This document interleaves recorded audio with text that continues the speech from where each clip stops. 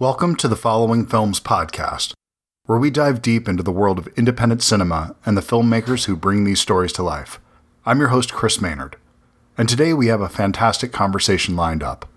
Joining me is Imani Davis, key figure behind the Proof Film Festival, a groundbreaking event dedicated to showcasing innovative and thought-provoking films.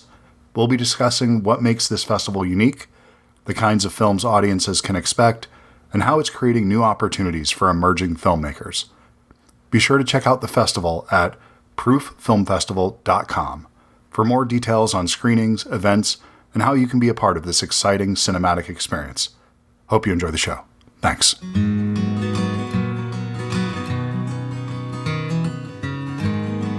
Hello. Hey, Imani, how are you today? Good. How are you? I'm good. Thank you so much for taking time out of your afternoon to do this. I really appreciate it. Of course. Here, let me just get on my Oh, camera. there we go. Nice to see you. Yes, you too. S- Um, Super excited. Thanks for So, having me. yeah, no, so am I. Because I love the idea of the Proof Film Festival. It's unique. It's something that it's one of those things you hear ideas every once in a while and you go, how did this not already exist? It's like this was kind of a no-brainer, but it was just hadn't been done yet really to this scale. So can I guess for audience members who don't know, can you explain what a proof of concept film is and what led you to, found this festival?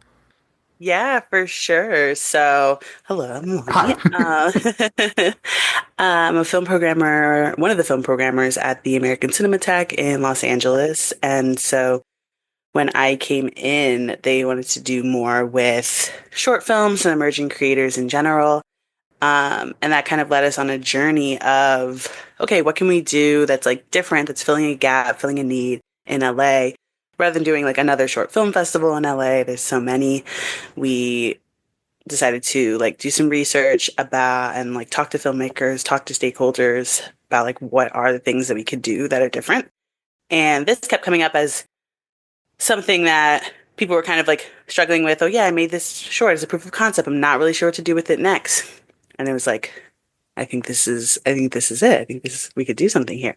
So basically, people will make proof of concept short films to serve as a showcase of what they can do for a feature or a series if they have the resources to expand it. And so it's Mhm. really like a calling card with some more oomph behind it of like, hey, we made like kind of a bite-sized version of this Fuller project, and we can do the rest with some partners and such. So people will use it sometimes as something to show investors, show producers, show production companies, especially first-time filmmakers or more emerging talent Mhm. to show their skills and show that they can do it. Which is unique to this festival because a traditional short film festival or a film festival that has shorts as a part of the programming, these really, even though sometimes there's an expansion idea beyond this that they want to tell at some point, they more or less do need to be a contained little 5 minute, 15-minute story that they're working on. It needs to have beginning, middle, end, punchline. But really, it is a calling card also in a way that it shows, hey, maybe this isn't the project you want to take on, but look what I can do with the camera, or look at this style of writing that I'm able to do. Look how I work with actors. Whatever that is that you're trying to showcase, it can work in that way. But the proof of concept is something that's interesting because here's just the bite-sized piece of this is the first 3 pages, 10 pages of this thing that I'm working on. Would you like to expand this story? Which is something you hear about a lot of times, but you don't really get to see these very often. Totally, yeah. And there's so many projects that we all know and love today that Yep. have started out as shorts, famously Whiplash. Yeah, Uh, very much so. that is kind of like our a grand example of what we're looking for, as in terms of this short that's just really amazing and magnificent on its own, but also you can see the world and see the pitch behind, oh yeah, I want to see more of this. Absolutely, absolutely. And then have you had anybody from the festival yet that has had these go on to become projects that have been fully realized at this point? Yeah, so this is our third year doing the Hmm. festival. We'll have it November 7th through 9th. And so these things take so long. So there's been like really great conversations, like great attachments. People are bringing on producers, getting repped. making attachments to like, yeah, executive producers, well-known talent. So exciting like movements have been done. We have one project from the first year of the festival that has completed principal photography, so that's exciting. That's Yeah. amazing. That's great. That's wonderful. Yes. We're hoping to see like even more materialize. Okay, like this is filmed and it's coming out because that takes a while too. Not only like filming it, editing it, the post-production process, Oh but yeah. then the release kind of timeline as well of getting a distributor if you're making it independently and then like fitting into their marketing timeline and such. So in our like fifth or sixth year, like that's when we'll probably see even more films that are coming out Yeah. because it just takes so long. I mean, in 3 years, you're still a baby at this point, as far as in the life of a film, because these things take so long to come together, and there's so many pitfalls that can happen along the way. I'm not sure that people fully appreciate when you see an independent film in a theater how many steps it took for that thing to get there, and how many other films, how many thousands of films fell apart 1, 2, 10, 20, 100 steps behind that one along the way. Totally, totally. Just to like I can't even imagine just seeing, yeah, all of all of the titles that could have been, and even like some of the stories that you hear with like Oscar-winning films. Sometimes it's like this took 10 years to make, and like someone or like a team of people decided that they weren't going to give up on their journey. Yeah. And not unlike your film festival, these are often ideas that you're like, how was this not the most obvious idea in the world that everybody didn't see that this thing was just going to crush? That this idea was so wonderful, or it's like has like a blacklist script that was, and people are attached to it, but for whatever reason, people just don't want to make that happen, and it happens time and time again with these projects that just go into turnaround and we never hear about them again. So, but Yeah. just to back up a little bit, you've had your career has been all around film, and now you being programming, and then having this festival that you're doing. Do you ever have the desire to make your own film, or how did you end up in this world? Yeah, totally. I've always loved film and storytelling growing up. I was always a kid in like creative writing time during like elementary school that it's like, hey, okay, who wants to read their stuff out loud? Me. I was already like a little producer to like having my friends who could draw me covers Yeah. and stuff for some of the stories that I would write. But I've always been into writing and storytelling. And I remember growing up, I was like read so much, read books like voraciously. Um, and I remember at one point I was like, I think I want to be an author. And then there was Mhm. like a time where I was like, oh, like, I could write books, but I kind of want the words to come to life. Like, I'm gonna write movies. Yeah. Um, and little me was just always stuck with that. Like loved movies, loved films. So when it came time to college and like deciding what to major in, it was just like, yeah, it's film. I'm gonna major in film. Was And was there a specific film that you can remember that kind of, there's the sort of casual film goer, and then there's people like me and you that become obsessed with this stuff, that it's we think about it a lot more than most people do. So was there one that kind of cracked your brain open in a way? there was something about, and it's such a random film Hmm. too. Uh, and I bet my dad like doesn't remember this, but I know it was like my dad was there and we were watching Million Dollar Baby. Uh, Oh wow. Okay. We were watching Million Dollar Baby. It was on, and I was like young. Hmm.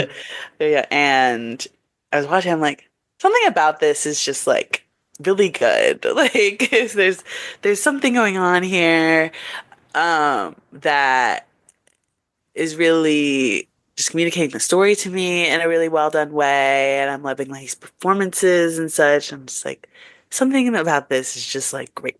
And then it and then it won a bunch of Oscars. Oh, you weren't wrong. You had good taste. So But I have that specific memory. I'm sure there were like other films along the way too, but I remember that, and I don't know why. I don't know why it was like that film, but yeah, I definitely carry that moment with me. I think the first movie that I ever watched like in a theater, and I got this information from my mom, was Bambi, apparently. oh, you have a soft spot for the tear jerkers. Between Bambi and Million Dollar Baby, those are some rough sits. Totally. Yes, I do remember like I love like a slow and my tastes have like really transformed since then. I still love like a slow burn drama and such, Same here. like a sad kind of thing, but also like I love like an action thriller genre. A heist. I love heists. Heat Hmm. is one of my favorite movies. Of course. So yeah, that is kind of where a memory that I carry with me about film. So, what makes a good programmer? Ooh. Well, I think that was a cool thing about my undergrad experience was that I majored in film studies and I had a Hmm. concentration in screenwriting. And so took a lot of like history, theory class, like watching movies, writing about Yeah. movies.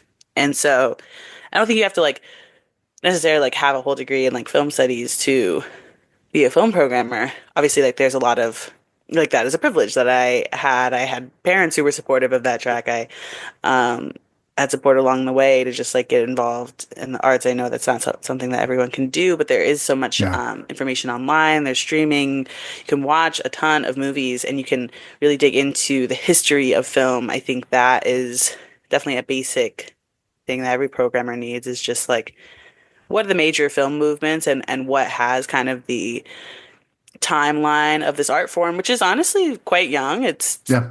just only over 100 years old, which is really crazy to think about in Hmm. terms of like all the other art forms. Theater is thousands of years old. Music is thousands, um, millions of years old. So, uh, just knowing, the major things that have happened in film along the way makes a is the foundation of a great programmer.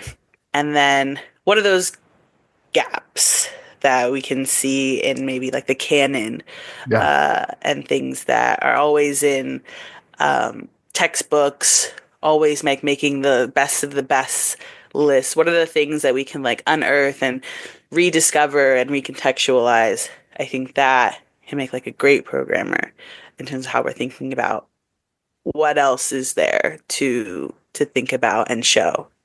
Oh, that's those are my favorite screenings I've gone to, where you have the recontextualization of a film, where it's something that's presented in a way and it gives you a new appreciation for it, or you see it through a lens perhaps you didn't see before, or it's a new discovery where somebody is explaining why at this time something was, they can feel somewhat, tame by today's standards rather, but in 1950 it was wildly, subversive and things like that. I just absolutely, I love it when I can find out and discover new things. And you go to like pre-code films and you can find stuff that would be risky today, thematically. And it's crazy how much of a backslide we had for 80 years of filmmaking. And now maybe we're back there again, where we're not as conservative as we were for the last 80 years. You look at something like there was a better chance of Honora, getting recognition in 1920 than in 2000, which is kind of funny. For sure. Yeah, you can see societal trends with film, Hmm. which is really interesting. And yeah, just see like attitudes and what was even the box office trends. What were people going to see? What were the things that were kind of like coming through the cracks in terms of like independent film movements that came above that? Like Yeah. people were like, oh, clearly interested in the 90s and okay, the new Hollywood movement, what was kind of going on in public opinion that then kind of like got to like break through in film. Yeah, totally. It, And speaking of like unearthing things too, we played this film recently, a new restoration of a film called Female Perversions, which oh, yeah. It never heard of this. What is it? was the first English language film that Tilda Swinton starred in. Yeah. Oh, And so it's an early film of hers, female director, and we had a Q&A with her. And I remember a friend of mine went to see it, and she was like, "That is now a reference for me." Like, loved the film so much, and it's like I never heard of this, I never got to see it, and so it's like restoration work too that can unearth things, and maybe something wasn't available on streaming or just wasn't available mhm. even like in a lot of like physical copies. So that was a really cool moment of having people leave that and be like, whoa. Well, it's one of those things where there's probably they could stop making films today and you would not have enough time for the rest of your life to catch up on all the things you've missed that are truly wonderful, that would just blow you away. There's not enough time. It's just so it's I'm always looking for that curated experience where somebody's saying, you know, this is something that means something to me. And just at the very least, even if it doesn't hit home for me, to see the world through their eyes and to see how they appreciate something. It's like when I sit next to my 14-year-old and I watch something with him and I can see certain looks in his eyes at certain moments and see thoughts turning. And it's wonderful. I love that experience. Is there, Yeah. just out of curiosity, we'll get back to proof in a second, but has there ever been a double feature or something you wanted to program that you weren't able to at Cinematech? Huh. Well, sometimes things do come up in terms of titles that Hmm. aren't available for us to screen.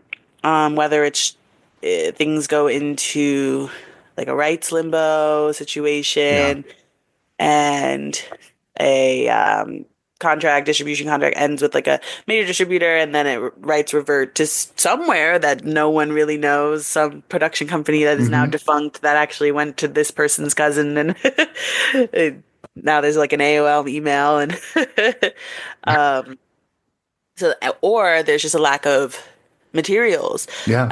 So maybe like this studio or distributor does have the rights to it, but they don't have anything to screen in terms of like they don't have a DCP or they don't have a 35 millimeter print. And so we can't screen DVD like standard definition quality. Sure. It just I've seen it on our screens, and it's we had to do it in like one situation. It was with a an older African film, and it's not great.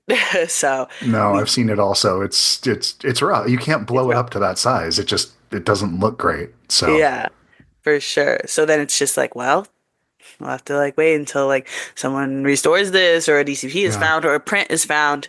But yeah, there are titles sometimes that we just can't play. I really want to do this like, and it's still possible. We'll just need some research done with it. There's like these Italian filmmakers, literally, their names are Mario and Luigi, and they made films at the same time, Stop. like Italian comedies. And I really want to do like a series with them.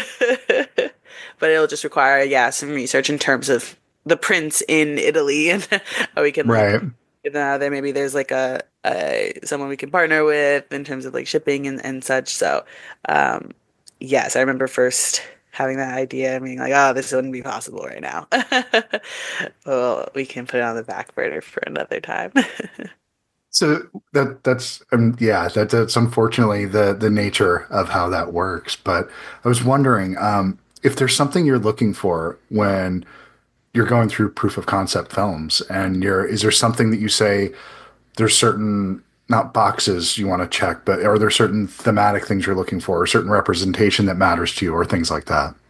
Totally. I really like this new kind of journey with Proof. It really combines like some producing background. Hmm. There's like thinking about material and future projects and stuff, as well as like the programming. So it's like a nice marriage of those two uh, career fields that I'm super interested in. And so yeah, since the beginning with Proof, we really try and have like a very diverse slate of things. And we think about like our program, our final program, as like kind of a slate that people we invite a lot of industry folks, like agents, managers, producers, production companies, and such to come watch, and something is resonating with them, can meet the filmmakers, get their contact information, and continue conversations. And so we really try and have something for everyone. So we pay close attention to that as we're getting to the final stages of okay, these are kind of like coming to the tops in terms of like quality and such, what is coming up to the top for the scores, and then how balanced are things looking Mm. with the final selection. We can't have, a bunch of dramas. um, I think we all know about the landscape right now, and and of We the desperately want a couple comedies. we would Personally, need I'm some comedies. Um, We want some coming of age. We need some horror, some Sure. genre in there too. We love a good genre bend as well, and some like grounded genre stories too. Hmm. We try and have pilots in there too, so things that are not only going from short to feature, but also short to series. That's great. We want some animated in there. We've had at least one each year of animated, and so we want to definitely keep that up. Yeah, which is exciting. We had one last year that was a proof of concept for an animated series, and it was really fun. So we're definitely paying attention to what is the like breadth of things that we have for all the films as a whole. It's like, oh, if we have too many comedies, and the folks who are working on Yeah. dramas are going to be like, "What's this? I'm not coming back." So we try and have something for everyone. People that work in independent animation are mind blowing to me. I can get my head around sitting down for a couple weeks or a weekend and throwing together an outline and banging that out and having 10 pages that we're going to make a short on over a couple of weekends. Nobody's getting paid, but we have a camera and we're going to make this work. I can get my head around that. Animation, though, the amount of work that goes into 3 minutes is just mind blowing. And the fact that they're able to do that, it's intense. Yeah, for sure. It's really impressive, and a lot of the time, it's people like working by themselves, Yeah, exactly. doing it solo. Yeah, just for like years, and they just love it. Uh, did you see Flow? Of course, of course. Yeah, Yes. and the story behind that, I mean, the way that not only just the country that it came from, but the way that it was made, and it's just literally like as independent as it comes. That this is Mhm. just a couple people throwing this thing together, and and I agreed. It was one of the times where Oscar films are what they are, but that was one of the best theatrical experiences I had last year was seeing that. It was just an incredibly powerful film. Totally. I loved It, it. if you don't cry when the bird, I don't know. I don't, that destroyed me. I was done for the rest of the time. So Totally. And then I know, I know. everyone's just sitting there like, wow. Yeah. And that's even without thinking about the whatever happened to cause that landscape. What dystopia are they in? Is this something that is environmental? Is this a post-war situation? We don't really know. I'm assuming it's environmental from what I can tell. I haven't read Yeah. too much on it, is the feeling I get from what I'm seeing. But the fact that it's all just something that's in the background that isn't on a soapbox and it's told in a Uh-huh. way that is distancing, I think it's to me, that's how I like my message films to come across. That I can show that to my 9-year-old. He can see this film and the environmental message of it. He will completely miss that, but then he'll go back to this in 10, 15 years and it'll be there and it'll be clear as day and he'll be shocked that he didn't see it. And I love that. Totally. Yes. Absolutely. Yeah. Indie innovation. It's Yeah, impressive. I'm a huge fan of it. That it's and stop motion. Again, Oh, that just it's another one of those things that if you've seen Mad God, it's no. it's on Shutter. It's a guy, special effects artist who did like he did the stop motion animation that was in Return of the Jedi when they go into Oh, Jabba's palace. It's like a really remarkable guy. He just worked on this film for 15 years or something like that on weekends making this thing, and it's stop motion animation. It's horror, but it's incredible, and the story behind it is also pretty remarkable. So yeah, yeah, really? oh yeah, yeah. It's one of those ones that the tenacity, the grit that it takes to do something like that, to stick through it. We see with like Proof, you have these people that are sticking through it for like 3, 5, 10 years to make something happen, and it's incredible. Just that Yeah. people are willing to do that. I didn't have that, and that's why I'm sitting here interviewing you because I had the interest, but it wasn't something that I could throw my life into. It wasn't that all-consuming passion that could just take over my life. Totally. It's a hustle. It is a hustle for sure. And it's unfortunate that the industry that provides entertainment for like so many people works like that. Yeah, It's just pure grit and like determination for a lot of the things that we all love now. Just hearing the background story of it, you're just like, ooh, so much struggle. Um, Yeah. So, as somebody who interviews people, you've gone through that. What is your research like for interviews? I'm always curious about that, just because I interview people a couple times a week, and I've been doing it for about 10 years now. And I've found that I need to do a lot of research, but not unlike preparing for acting. I kind of do a ton of research and then move it all to the side, have all my notes written, then I don't want to look at anything anymore because I just get very canned and I feel like I'm not having a conversation and I'm not engaging with the person. I'm waiting for my turn to talk. I'm wondering what your approach is like for interviewing. Yeah, for sure. Especially because moderate a lot in Yeah. person, like post screening and such. Yeah. And I've done it in all kinds of ways where sometimes something will come up and it's like, oh, the filmmaker is coming for this screen. Like, we need someone to moderate. And then that happened for one of our festivals, Beyond Fest, which Oh, is okay. a Yeah. big genre festival. Yeah, Yeah. yeah. It's one of the big ones. Yeah. And filmmaker ended up coming and it was like, hey, like, can you do this? So I ended up watching it. I did some prep beforehand of like reading some interviews that the filmmaker did beforehand, Hmm. um, but hadn't seen the movie yet until it hit the screen, and then went straight from the film to the stage to moderate with the filmmaker.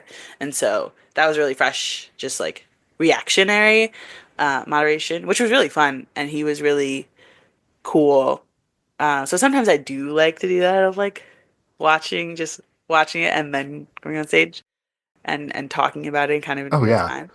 When I'm prepping uh beforehand, I have seen something and I'm like still reading past interviews with the filmmakers, seeing what they already talked about. I feel like people appreciate that and talking about their work is like, oh, this person like did their homework and read about some of the things that I've already said and put out there in the world, and then kind of like recontextualizing it a bit of like, oh, I heard that you said this in this interview.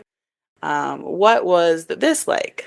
And kind of like using that information that they've talked about to do an even deeper interview, because when people are going on press, like I'm sure it's just exhausting and talking about the same things like, oh, I was working with your DP and casting.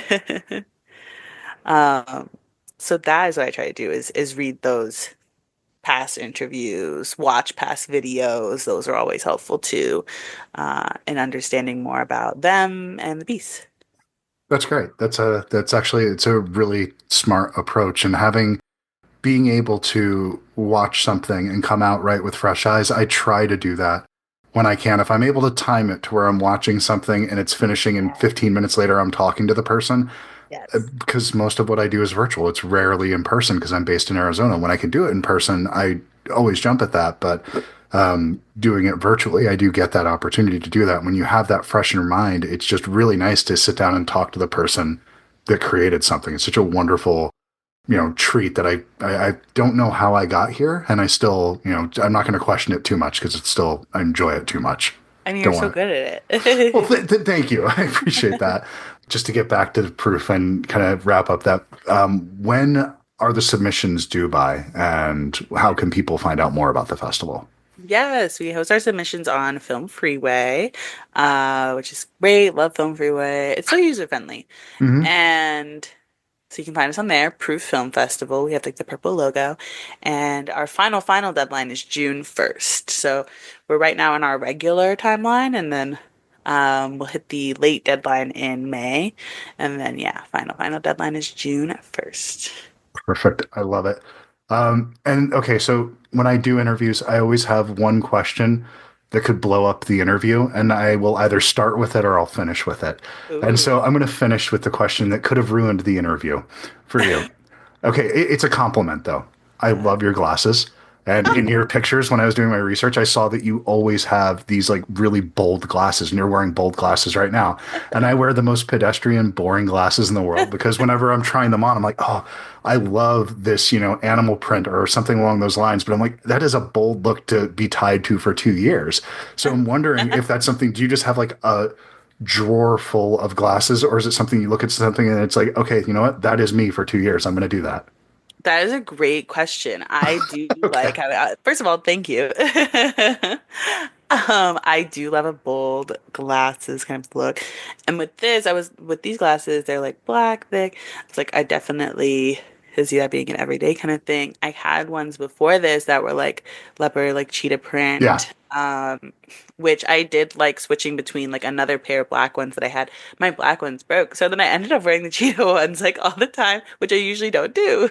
They would usually just be for like special occasions. So then I got these black ones and then, yeah, hoping to switch out with cheetah ones. But there's several pictures of you with the cheetah print on, so I was like, that's just her thing. She's just like into the bold like style for the glasses, and hell yeah, because I don't have that thing inside me to peacock like that anymore. You know, when I was a teenager and in my early 20s, no problem, but you know, I'm almost 50 now. I don't feel comfortable with that. Maybe when I'm 60 or 70, I'll be more comfortable doing that. I just won't care anymore. Yes. So like, here are my teal like frames. Here, my mom loves them too. Like she also wears like crazy colors, like thick glasses, all kinds of patterns. Life's too short to be boring. So. Yeah. Awesome. Well, it was so nice to meet you today. I appreciate you taking time out of your Friday afternoon to do this. Good luck with the festival, and yeah, just hopefully I will be. I really want to come see this. I do get up to LA a couple times a year, Oh, and this is one of those things that I've been up to do Holly shorts a couple of times, and you know I'm not going to do that one this year. So this is a new one to me. I think I might try to make it up there to see this one in November because there's not much else going on that time of year for me. So I think that would be a good excuse to be in LA again. yes, come through. We'll hook you up. We'll get a badge for you. Absolutely. I see. I'm not scared to reach out. I will ask. I will absolutely follow up on that. Amazing. Good luck. Awesome. See you there. Thank you so much. I hope you enjoy your weekend. Years gone, and what do we have to show?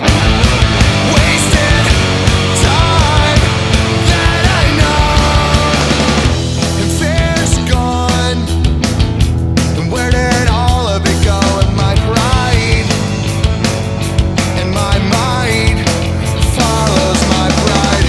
So what's wrong with fixing and plastering though?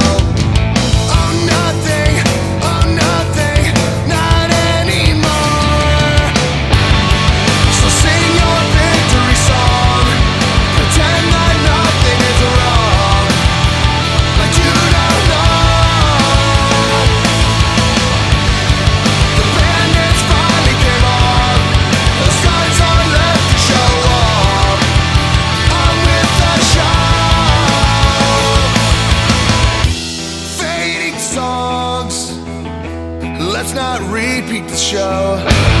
Spite, might, and I don't know. Left, wrong, rewind, give it a go. And my spite and my might follows my pride. So what's wrong with fixing and plastering though? Oh, nothing, oh, nothing.